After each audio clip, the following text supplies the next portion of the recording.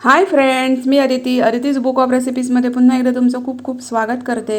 नारळी पौर्णिमा म्हटलं की आपण ओल्या नारळाच्या किंवा सुका नारळाच्या विविध गोडाच्या रेसिपी बनवतो. पण आज मी तुम्हाला एक थोडी वेगळी ओल्या नारळाची गोडाची रेसिपी दाखवलेली आहे. ही आहे ओल्या नारळाची कचोरी, अगदी 10 ते 15 दिवस आरामात टिकणारी. चवीला फार अप्रतिम अशी कचोरी लागते आणि आरामात अगदी 10 ते 15 दिवस टिकते. तर रेसिपी मी तुम्हाला व्यवस्थित समजावून सांगितलेली आहे. तर व्हिडिओ तुम्ही शेवटपर्यंत बघा आणि जर माझं चॅनल पहिल्यांदा बघत असाल तर नक्की सबस्क्राईब करा. सबस्क्रिप्शन मोफत आहे. चला तर रेसिपीला सुरुवात करूया. इथं मी 1 कप मैदा घेतलेला आहे. हा मैदा मी चाळून घेतलेला आहे. आता या मैद्यामध्ये मी हे तेलाचं मोहन घातलेलं आहे. इथं मी 5 चमचे तेलाचं मोहन घातलेलं आहे. आपले रेग्युलर जे पोह्याचा चमचा असतो तो, किंवा हा 1 टीस्पून एवढा हा चमचा आहे आणि त्याचं मी इथं तेलाचं मोहन घातलेलं आहे. इथं एक अर्धा चमचा मी मीठ घातलेलं आहे आणि हे सगळं मी छान असं एकत्र करून घेतलेलं आहे. मैद्याला हे तेलाचे जे मोहन आहे ते मस्तपैकी असं लागलं पाहिजे. नीट मैदा ह्या मोहनामध्ये चांगला चोळून घ्यायचा. हे बघा, दाखवल्याप्रमाणे मस्तपैकी असा मैदा हा तेलामध्ये चोळून घ्यायचा. हे बघा, बघू शकता मैद्याला छान असं मी हे तेल मस्तपैकी असं चोळून घेतलेलं आहे. आणि हे बघू शकता तुम्ही, याची मूठ होते ह्या मैद्याची. इतपत आपल्याला हे व्यवस्थित चांगलं असं एकत्र करून घ्यायचं आहे. आता याच्यामध्ये थोडं थोडं पाणी घालून मी हे मळून घेतलेलं आहे. खूप सैल असं नाही आणि खूप घट्ट असं नाही. रेग्युलर आपली जी कणिक असते तितपत आपल्याला हे चांगलं असं मळून घ्यायचं आहे. हे बघा, मस्त असं मी हे मळून घेतलेलं आहे आणि याच्यावर झाकण ठेवून मी हे तसंच ठेवून दिलेलं आहे. आता आतमधल्या स्टफिंगची तयारी करूया. 1 चमचा तूप गरम केलं आहे आणि इथं मी 1 कप हे ओलं खोबरं घेतलं आहे. खोबरं मी किसून घेतलं आहे. पांढरट भाग आहे तेवढा किसून घेतला आणि तो मिक्सरला फिरवून घेतला, म्हणजे एकदम बारीक असं आपल्याला खोबरं मिळेल. आणि मंद गॅस फ्लेमवर 1 कप खोबरं आहे ते अगदी 1 चमचा तुपामध्ये मी व्यवस्थित परतवून घेतलेलं आहे. हे बघा, खोबरं चांगलं सतत ढवळत राहून परतवून घ्यायचं. त्याच्यामध्ये मी अर्धा कप साखर घातली आहे आणि थोडे काजूगर आहेत ते बारीक करून घातलेले आहेत आणि थोडी वेलची पूड घातलेली आहे.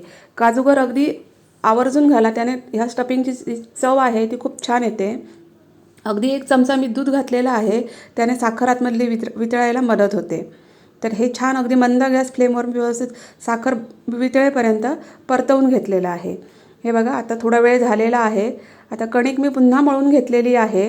हे बघा, मैदा मी व्यवस्थित पुन्हा मळून घेतलेला आहे आणि त्याचे छोटे छोटे गोळे करून घेतलेले आहेत एका आकाराचे. आणि आता आपण त्याची कचोरी करायला घेऊया.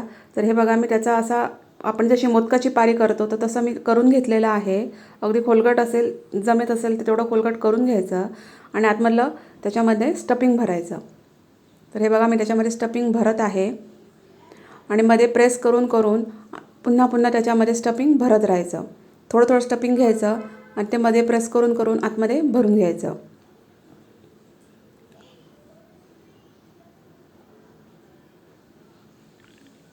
एकदम खुसखुशीत अशी कचोरी होते आणि चवीला पण खूप छान लागते. ओल्या नारळाचे तेच तेच करंज्या किंवा वड्या वगैरे तेच प्रकार करून कंटाळा आला असेल तर हा वेगळा प्रकार ट्राय करायला काहीच हरकत नाही आहे. तर हे बघा, मध्ये दाबून दाबून मी हे सगळं स्टफिंग याच्यामध्ये भरून घेतलेलं आहे.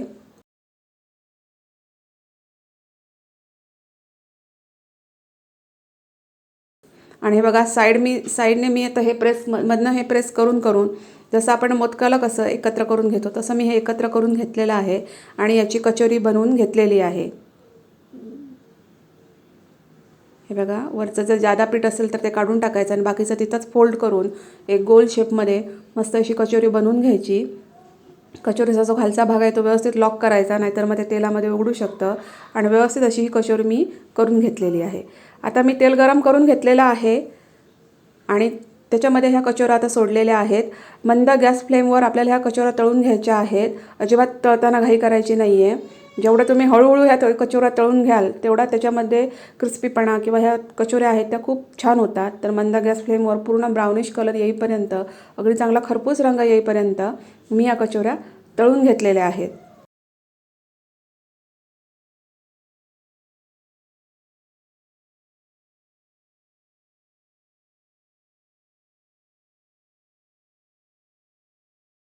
तर हे बघा, व्यवस्थित चांगला अगदी रंग येईपर्यंत दोन्ही बाजूनी ह्या कचोऱ्या छान अशा तळून घ्यायच्या.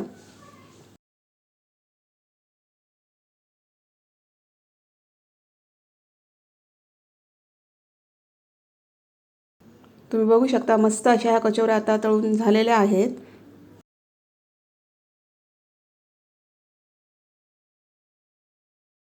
हे बघा सुंदर अशा ह्या ओल्या नारळाच्या अगदी 15 दिवस टिकणाऱ्या कचोऱ्या तयार झालेल्या आहेत.